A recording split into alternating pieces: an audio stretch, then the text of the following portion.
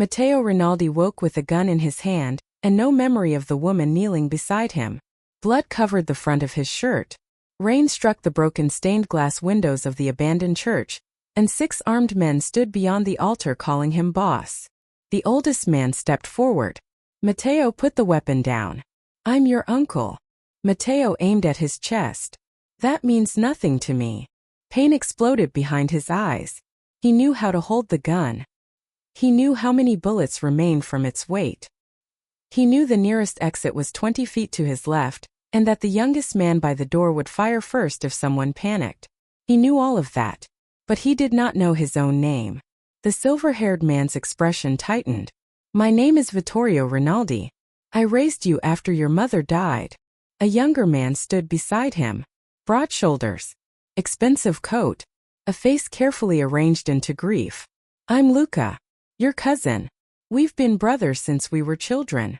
Matteo studied them. Neither man looked frightened enough. They watched him like actors waiting for a forgotten line. The woman beside him was different. Her dark red hair had come loose from its braid. Blood stained one sleeve of her black coat.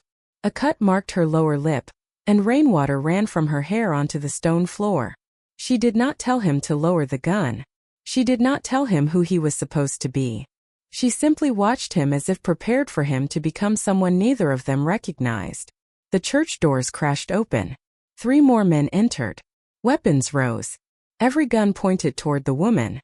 Vittorio's voice became sharp. "Maeve Callahan. Step away from him." Matteo moved before thinking. He placed himself between Maeve and the weapons.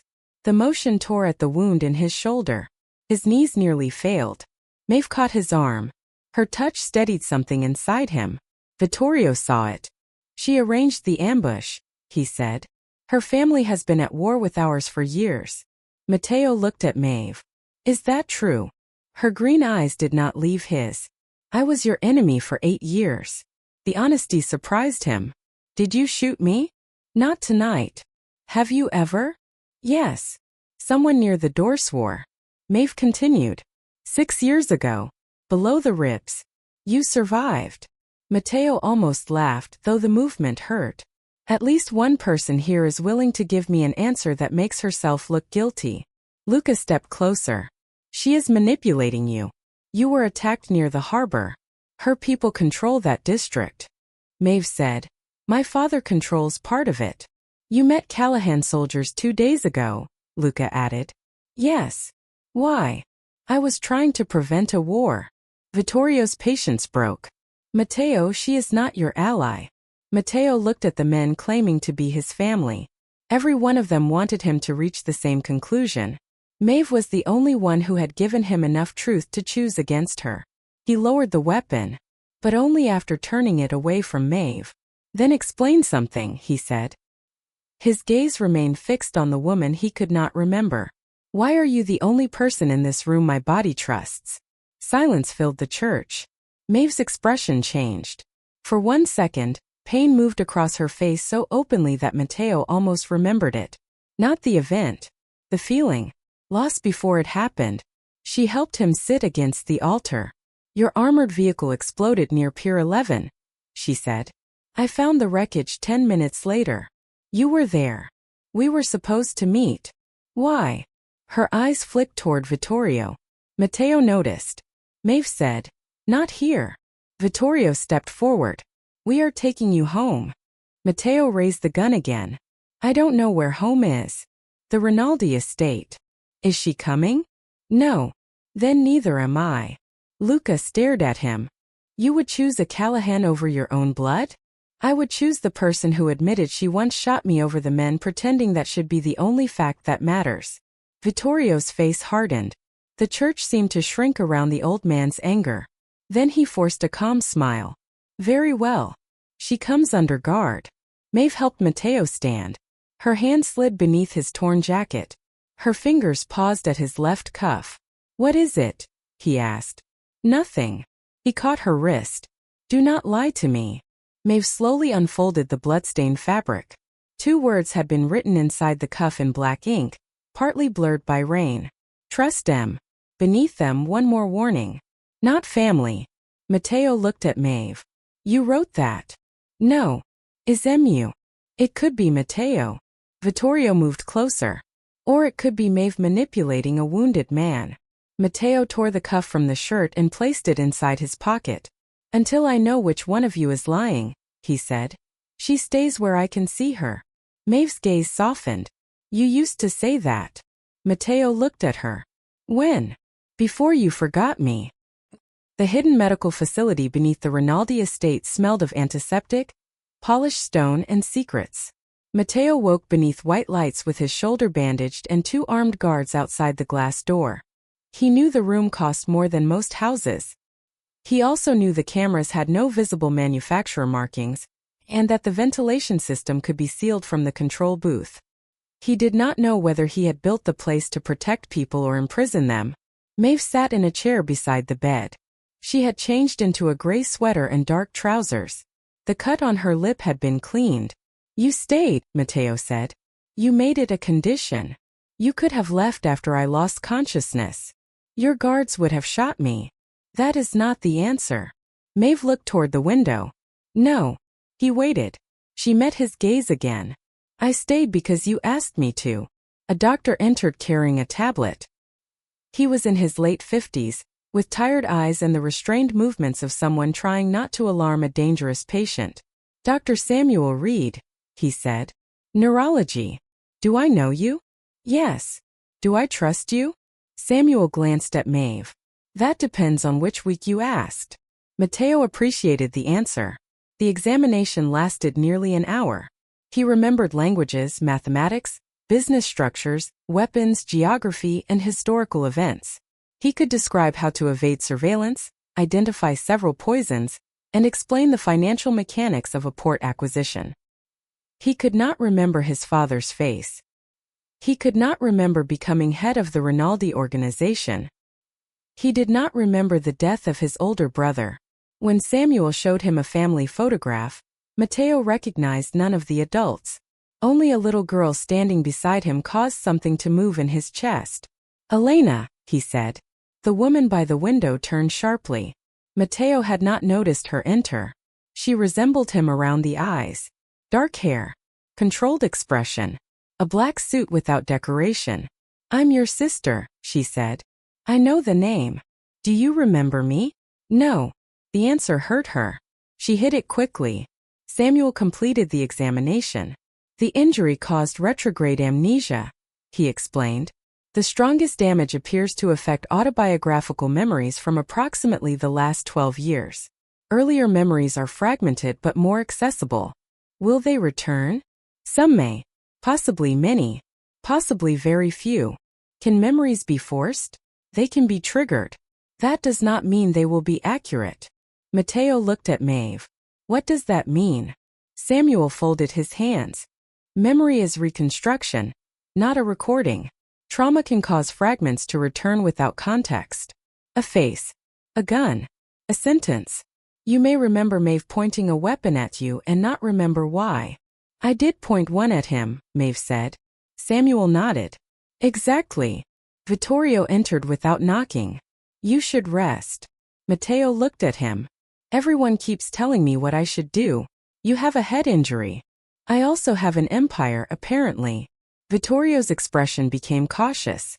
You control Rinaldi Maritime Group and several family enterprises. Legal. Most. Maeve gave a quiet, humorless laugh. Vittorio looked at her. Matteo did too. You disagree? The hotels are legal. The construction firms are mostly legal. The ports are complicated. The gambling rooms, protection networks, weapons routes, and bribed officials are not. Elena said. You make it sound as though he personally supervises every illegal shipment. Maeve looked at her. No. I make it sound as though his name protects the system. Matteo studied Maeve. How many people have I killed? The room became still. Vittorio said. This is not useful. It is my life. You protected this family. That is not a number. No one answered.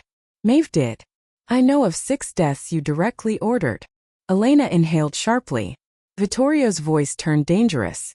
You have no right. She asked me not to lie, Maeve said. Matteo looked at her. Were they innocent? 2 were not. 3 were violent men who would have killed again. 1 may have been wrongly accused. The word struck him harder than the wound. May have been. You never proved he betrayed you. Mateo closed his eyes. A stranger's crimes sat inside his body. He could feel none of the decisions, yet other people had lived and died beneath them. Vittorio stepped toward the bed. You were not cruel without purpose. That sounds like something cruel men tell themselves. Vittorio's face changed. Maeve looked at Mateo with something close to surprise. He opened his eyes. From now on, she remains during every examination. Elena objected. She is a Callahan. She tells me things the rest of you hide. She has spent years trying to destroy us. Then perhaps she knows what deserves destroying. Vittorio's voice hardened. You are not thinking clearly. Mateo turned toward him. That may be true. Which is why I will not sign anything, transfer authority, or leave myself alone with someone who needs me confused. Vittorio's expression froze. Mateo saw it.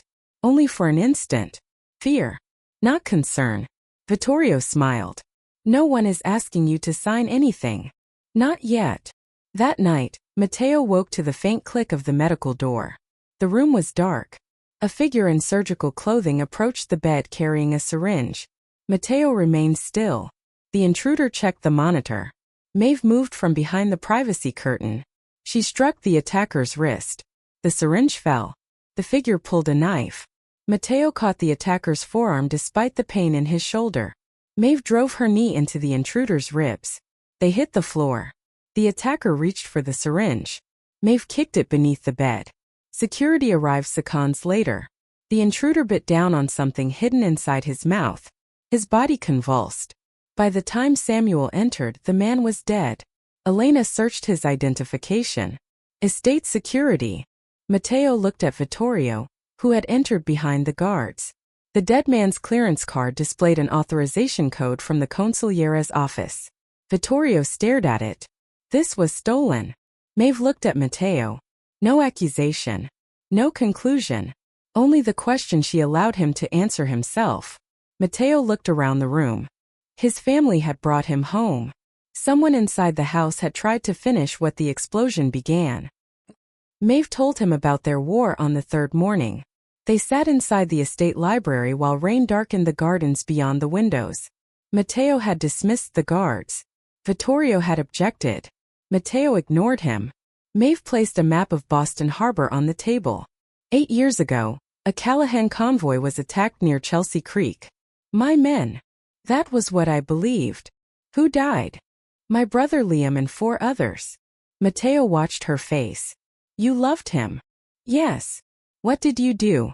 Destroyed 3 of your shipping routes. Exposed customs payments. Froze 2 Rinaldi accounts.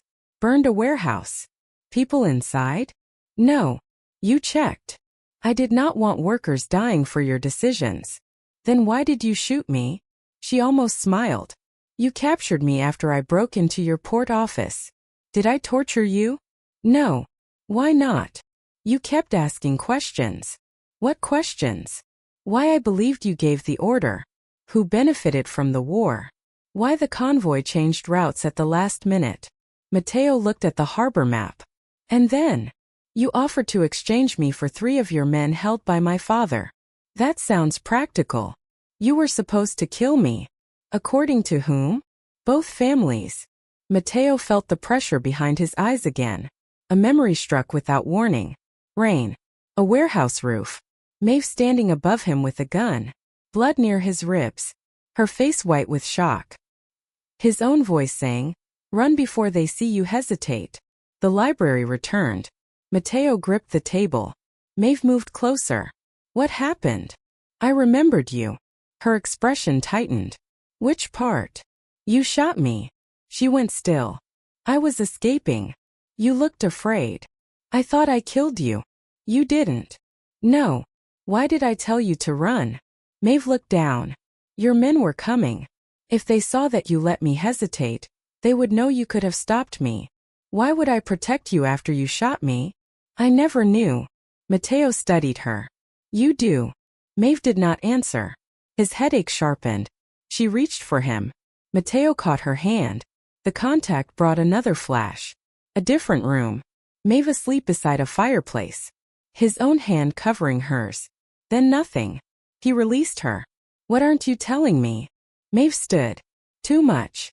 That is not acceptable. It has to be. He followed her across the library. Everyone in this house hides information and calls it protection. I am not protecting you. Then who? You. He stared at her. That makes no sense. Maeve's eyes filled, though her voice remained steady. You are injured. You cannot remember what you wanted, who you trusted, or what promises you made. So tell me. If I tell you that you loved me, what choice do you have? The room became silent. Mateo felt something inside him stop. Maeve looked away. We became allies 18 months ago. We became more than allies 6 months ago. How much more? She crossed her arms as though holding herself together. We were together. Secretly. Yes. Why? Because peace between us threatened people inside both families. Were we planning to marry? No. The answer came too quickly. Mateo noticed. Maeve turned toward the door. He caught her wrist. She looked at his hand. Mateo released her immediately. Tell me how it happened. No. Why? Because you cannot consent to becoming the man I remember simply because I miss him. I am still him. You do not know that. Her voice broke for the first time. The man I loved had spent years becoming someone different from the Mafia boss I hated. You may recover every cruel memory and none of the reasons he changed. And if I never remember? Then you deserve the freedom to decide who you are now. Mateo looked at her. You could tell me I promised you everything. I could. You could use this. Yes. But you won't. No. That refusal created more trust than any declaration of love could have. That afternoon, Mateo searched his bedroom. He found a loose panel behind the wardrobe. Inside was a locked phone. The screen lit when he touched it. The background photograph showed Mateo standing beneath harbor lights with one hand against Maeve's face. They were kissing. Not carefully. Not as enemies negotiating peace. As two people who had already chosen each other. Mateo looked toward the closed door. Somewhere in the house, the woman who once shot him was protecting a love he could not remember from the man he might become. The Rinaldi Council gave him 10 days. The meeting took place inside a private ballroom beneath the family's downtown hotel. 21 captains, executives, attorneys and allies sat around a horseshoe-shaped table. Mateo recognized none of them. They all recognized him. That gave them the advantage. Vittorio stood beside the central chair. The bylaws require active leadership, he said. Until Mateo's doctors confirm competence, emergency authority should transfer temporarily. To whom? Mateo asked. Vittorio's gaze remained calm. To me, with Elena supervising finances and Luca supervising operations. Mateo sat in the chair everyone expected him to claim. And if I refuse? A gray-haired captain named Paolo answered. Then you have 10 days to demonstrate that you understand the organization and can protect it. From what? Callahan aggression. Federal investigations. Internal instability. Maeve stood near the back wall under guard. Cormac Callahan's daughter in a Rinaldi council chamber. Every man in the room watched her. Mateo said. And if I fail? Vittorio placed a document before him. You are declared medically incapable. Control transfers until recovery. Permanent recovery may never come. Then the family survives without you. Mateo looked at the signature line. He remembered the blood inside his cuff. Not family. He pushed the paper away. 10 days. The room stirred. Vittorio lowered his voice. This is unnecessary. Then you should have no difficulty watching me succeed. For the next week, Maeve helped Mateo rebuild an empire from documents. Rinaldi Maritime employed nearly 8,000 people. The legitimate businesses included ports, hotels, apartment developments, waste contracts, private security, and construction firms. Beneath them ran illegal gambling, bribery, smuggling, and enforcement networks protected by the same financial structure. If the government freezes the parent company, Maeve explained, hotel workers lose paychecks alongside the men moving weapons. Why was it built that way? Control. Mine. Your father's. Then yours. Matteo examined pension accounts. Several withdrawals had moved into shell companies during the previous 3 months. Elena sat across the table. I did not approve those. Your authorization code appears here. It was copied. Maeve studied the recipient company. North Star Development. You know it? Matteo asked. It was once a Callahan front. Elena's eyes narrowed. Convenient. Maeve did not react. It was dissolved 4 years ago. Or transferred to you, Elena said. Matteo watched both women. Elena loved him. Maeve had once tried to destroy him. Either fact could be used as evidence in the wrong direction. He refused the easy conclusion. Trace the current ownership. Elena looked surprised. You are not asking her to explain? I am asking the bank. Later that night, Luca found Matteo alone in the office. His cousin closed the door. You cannot trust Maeve completely. Everyone tells me that. She lied about your relationship. She told me eventually. Not everything. Matteo looked up. What else? Luca's face tightened. You were planning something before the explosion. Something that would have destroyed the family. What? Footsteps sounded outside. Vittorio entered. There you are. Luca stepped back too quickly. Vittorio looked between them. Am I interrupting? No, Luca said. Matteo noticed the fear. After Vittorio left, Luca refused to continue. That evening, Matteo followed Maeve to the medical wing. She met Samuel in a laboratory. Matteo remained outside the partly open door. Samuel placed a test report on the counter. The concentration is low, but it's been present for months. Maeve's face paled. Could it cause the aggression? Confusion. Memory gaps. Paranoia. Emotional instability. He can never know what the test showed until we understand who drugged him. Matteo entered. Maeve turned. Samuel went silent. What was in my blood? No one answered. Matteo took the report. The drug name meant nothing to him. Samuel explained. An experimental neurological compound had been hidden in Matteo's system long before the explosion. Tiny doses.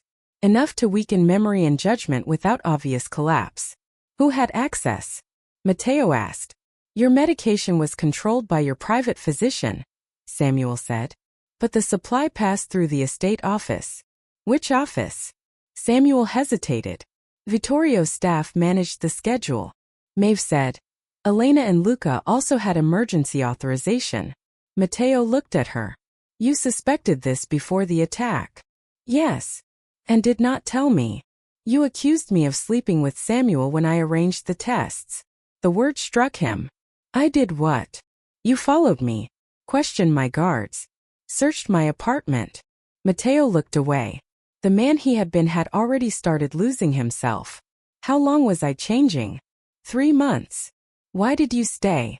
Maeve's answer was quiet. Because I knew it was not all you. Matteo looked at the report. Someone did not merely attack me. Samuel nodded. They prepared you to be discredited before the explosion. The family did not need Matteo dead. They needed him unstable enough to replace. Samuel agreed to testify before the council. His vehicle exploded before he reached the city. He survived because the armored driver compartment contained the blast. The driver did not.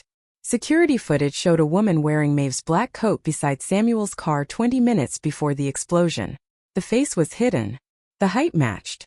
The council ordered Maeve detained. Matteo watched the footage twice, then ordered it again. Maeve stood across the room with 2 guards behind her. I met my father that afternoon, she said. Vittorio laughed. At last, a useful truth. Matteo looked at her. Why? To negotiate a ceasefire. Without telling me. You had no authority to negotiate while the council questioned your competence. So you decided for me. Yes. The answer made him angrier because it resembled the excuse everyone else used. What did Cormac demand? Access to Berth 9. And I refused.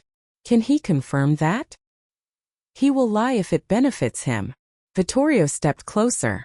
She admits meeting the enemy and cannot prove where she was when the bomb was planted. Matteo looked at Maeve. Her expression contained hurt, not fear. The man you were would have confined me, she said. That does not mean it is right. Matteo ordered her held in a guarded suite. He hated himself before the door closed. That night, he watched the footage alone. The woman beside Samuel's car opened the driver's door with her right hand. Maeve always reached with her left. He remembered the scar crossing her right palm. She had limited movement from an old injury. Then lightning flashed across the car window. A silver object appeared in reflection. A lighter engraved with a serpent. Matteo had seen it in a memory. Vittorio holding it near the harbor. He walked to Maeve's room himself. The guard unlocked the door. Maeve sat beside the window. I was wrong, Matteo said. She looked at him. The woman used her right hand. You would not. Maeve's eyes moved toward his face. The reflection showed Vittorio's lighter. You believe me now? Yes. What happens the next time evidence looks convincing? Matteo had no answer. Maeve stood. Trust cannot survive unlimited tests. I know. No. You know you were wrong once. He accepted the distinction. I am sorry. She studied him. You apologized faster than before. Was I terrible at it? You once sent me a bottle of whiskey instead of admitting you were wrong. That sounds efficient. Maeve laughed despite herself. The sound pulled something loose inside him. Matteo stepped closer.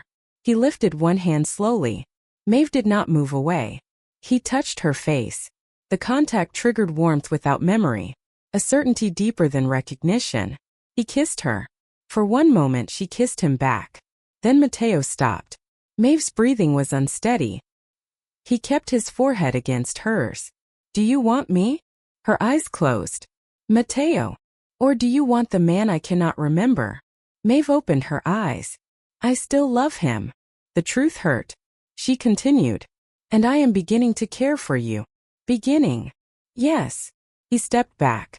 I do not want borrowed love. You should not. It was not a rejection. It was something more difficult. A relationship that would have to be chosen twice. Vittorio's silver lighter contained a hidden data chip.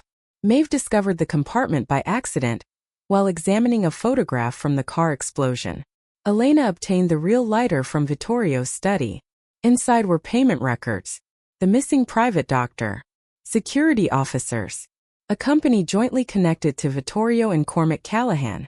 Matteo looked at Maeve. Your father helped poison me. I don't know. The money came from his company. Then we asked him. Cormac agreed to meet at an old Irish social club in South Boston.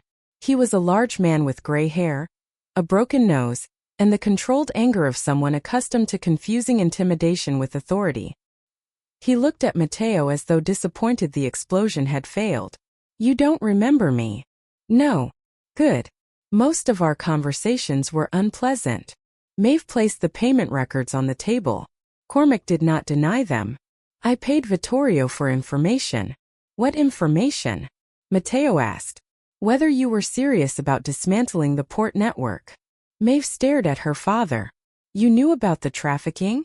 Cormac's expression changed. Not at first. That is not an answer. I knew weapons were moving. I did not know people were. Matteo leaned forward. Did you finance the drug? No. Your company did. A captain used the account. Which captain? Cormac looked at Maeve. Patrick Doyle. Maeve went still. Patrick had served beside Liam. Her father continued. Doyle and Vittorio arranged the convoy attack 8 years ago. Maeve's face lost color. No. They wanted war. War made smuggling profitable. You told me Matteo killed Liam. I believed it at first. At first. Cormac looked away. Maeve's voice became quieter. When did you learn the truth? 3 years later. Matteo watched her father's silence destroy something inside her. You knew for 5 years, Maeve said.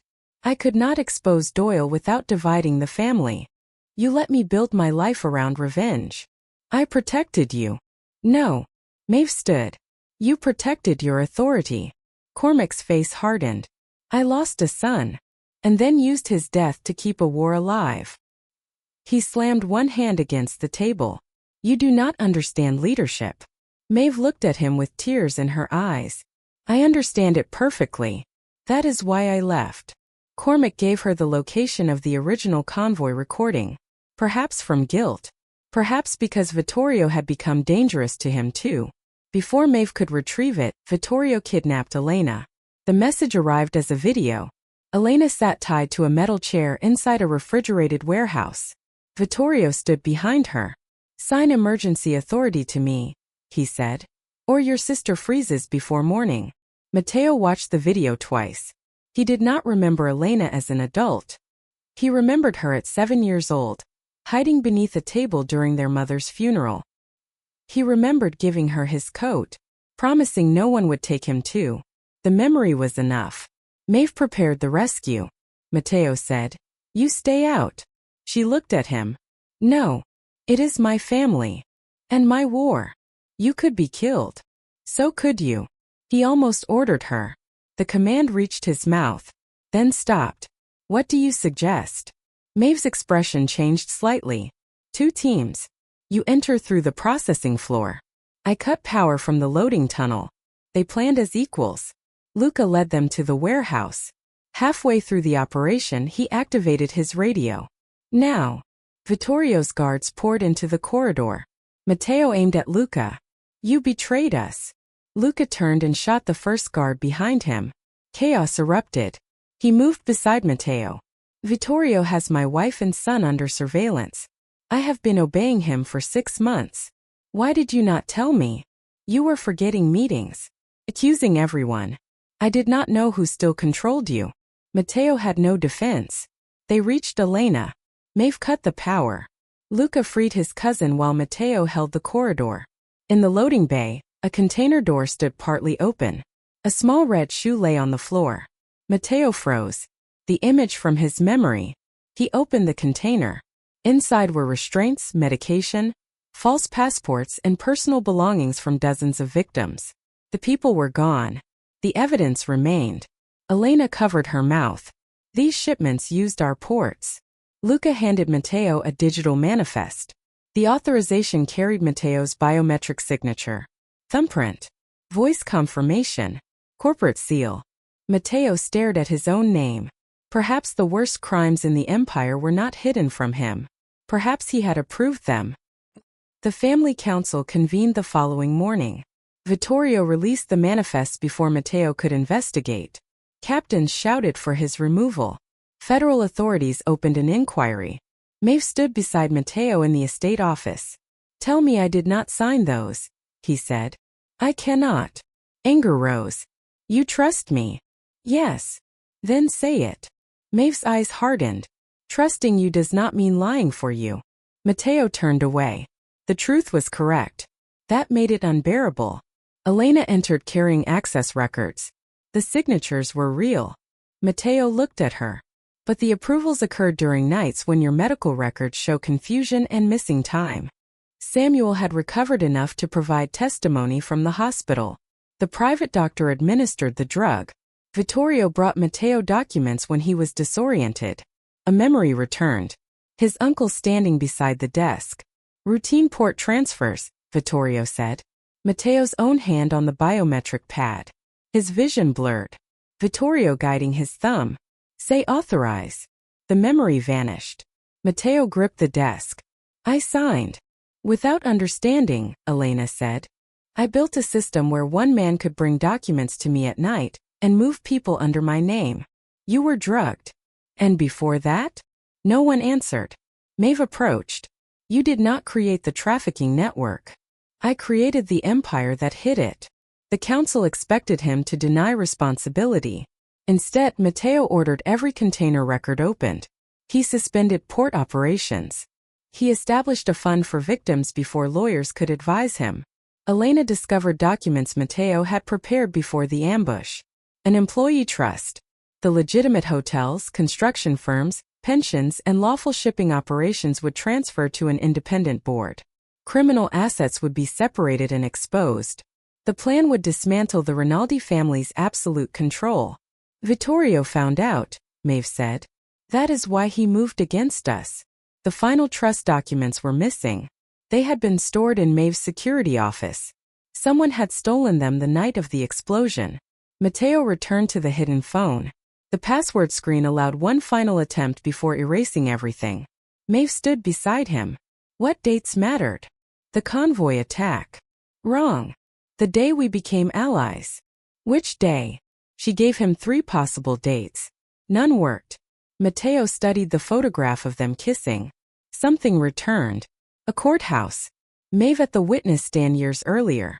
She could have identified him as the man ordering an illegal shipment.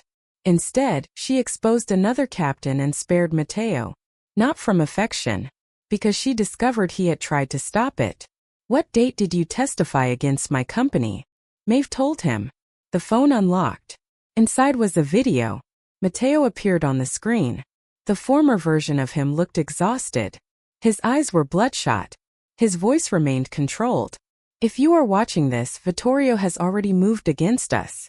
The present Mateo stopped breathing. The recording continued. He has been drugging me through the heart medication. Luca is being blackmailed. Cormac knows part of the truth about Liam but will protect his authority before his daughter. Maeve covered her mouth. The port network is moving weapons and people. I approved documents I no longer remember signing. That is not an excuse. It is proof that an empire built around one man's authority will eventually become a weapon against everyone. The recorded Mateo looked directly into the camera. If the explosion damages my memory, I may remember Maeve as my enemy. His expression softened. Trust her anyway. Maeve turned away, crying silently.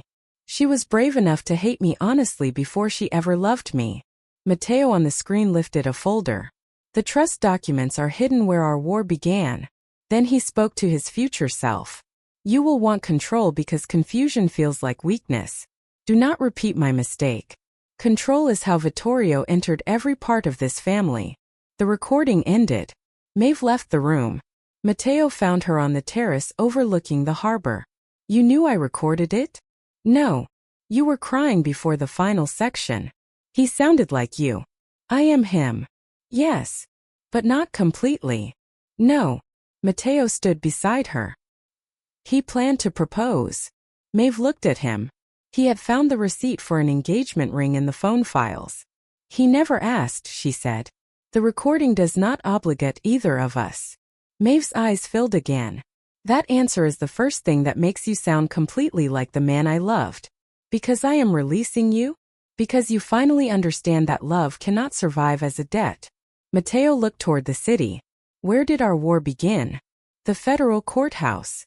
Years earlier, Maeve had testified against Rinaldi Maritime there. The building had been abandoned and scheduled for demolition. The trust documents waited beneath the witness stand. Vittorio waited too. The old courthouse smelled of dust, wet plaster and forgotten judgments. Mateo and Maeve entered through separate doors. Luca and Elena waited outside with a loyal security team. The central courtroom remained intact. Broken benches. A cracked judge's seal. The witness stand where Maeve had once looked directly at Mateo and refused to lie for either family. She removed a floor panel beneath it. The trust documents were inside a metal case. Applause echoed from the balcony. Vittorio stepped into view. Armed men surrounded the exits. You always admired symbolism, he said. Mateo closed the case. You drugged me. I preserved the family. You trafficked people through our ports. Business requires partners. You killed Liam Callahan. Doyle pulled the trigger. You created the war. Vittorio descended the stairs. War gave us 20 years of control. Maeve raised her weapon. Vittorio's men seized her from behind. A gun pressed against her head. Mateo's body reacted before thought. He took one step. Vittorio smiled. There. The weakness that destroyed you. He placed a metal container on the table. Burn the trust documents. No. Then she dies. Mateo looked at Maeve. In the past, he would have decided for her. Thrown down the weapon. Sacrificed the documents. Called possession love. Instead, he asked, what do you choose? Vittorio's expression changed. Maeve understood. Her eyes moved toward the red fire alarm beside the witness box. Truth, she said. Then she drove her heel into the guard's knee and pulled the alarm. Sirens screamed. Sprinklers erupted. Maeve dove behind the witness stand. Mateo fired toward the balcony lights. Darkness swallowed the room. Luca's team entered through the basement. Elena led federal agents from the eastern corridor. Maeve had contacted them before the operation. Gunfire cracked through the courthouse.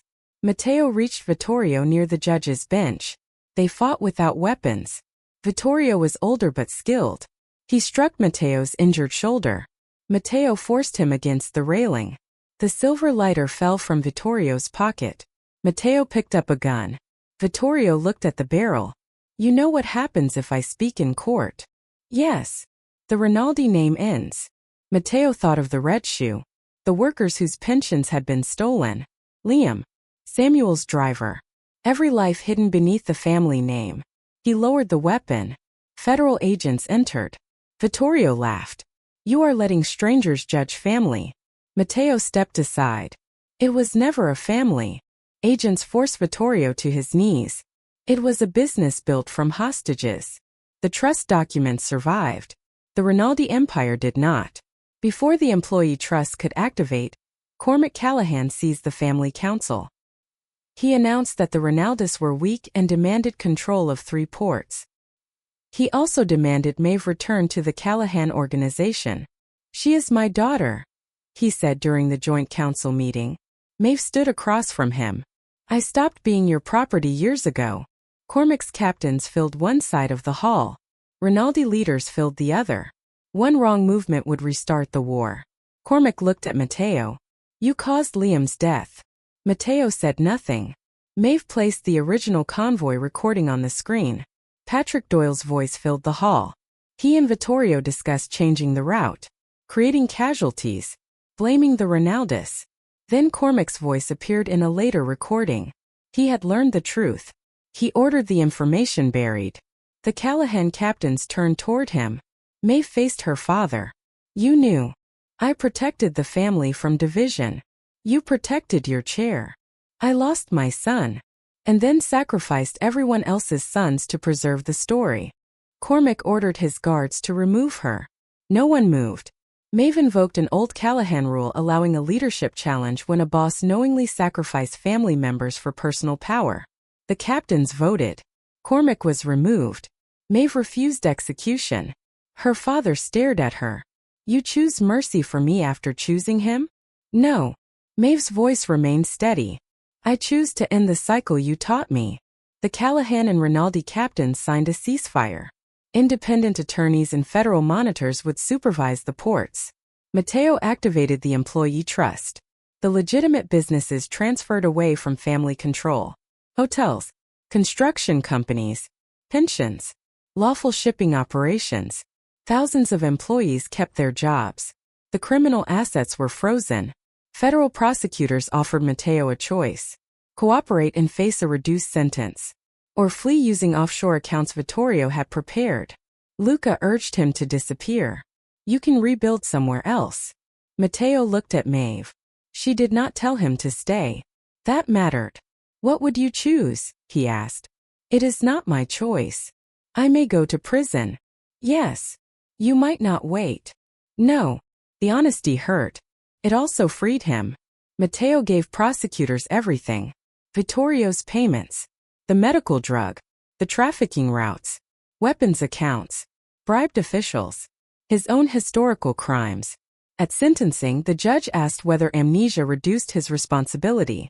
Matteo stood. I may not remember every order. The courtroom remained silent. But people lived with the consequences while my name protected the system. He accepted the reduced sentence. Before officers took him away, Maeve met him in a private corridor.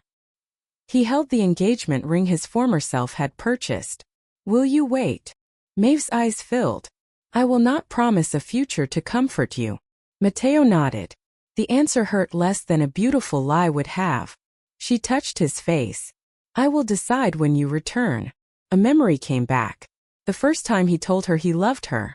They had stood on the roof of a closed harbor warehouse.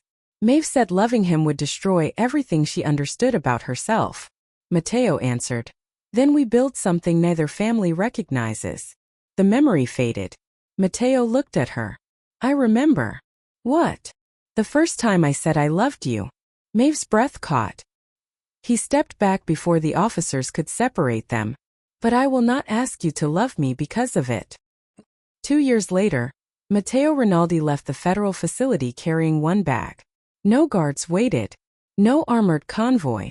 No captains lowering their heads. Elena sent a driver. Matteo declined.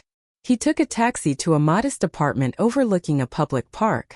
Rinaldi Maritime now operated under Elena and an independent board. Luca's wife and son were safe. The old trafficking warehouse had become a recovery center for survivors. Vittorio would spend the rest of his life in prison. Cormac lived under legal supervision outside Boston, removed from leadership but still refusing to admit that silence had been a choice. Maeve ran a security and advocacy organization helping witnesses escape criminal networks. Matteo did not call her. He began therapy. He worked without salary as an advisor on port reform. He spoke with investigators when new victims were identified. Some memories returned. Others remained empty. He remembered ordering violence. He remembered the fear in men's eyes when he entered rooms. He remembered moments of kindness too, though he no longer used them to excuse cruelty. 3 weeks after his release, Maeve knocked on his apartment door. Matteo opened it. For several seconds neither spoke. She wore a dark green coat and carried no weapon he could see. "You found me," he said. "You were never difficult to find. I thought about calling. Why didn't you? I wanted the first choice to be yours." Maeve entered. The apartment contained second-hand furniture, legal files, and a coffee machine Matteo had not yet learned to operate properly. She looked around. No marble floors. "I discovered they are unnecessary. No guards. One federal monitor downstairs.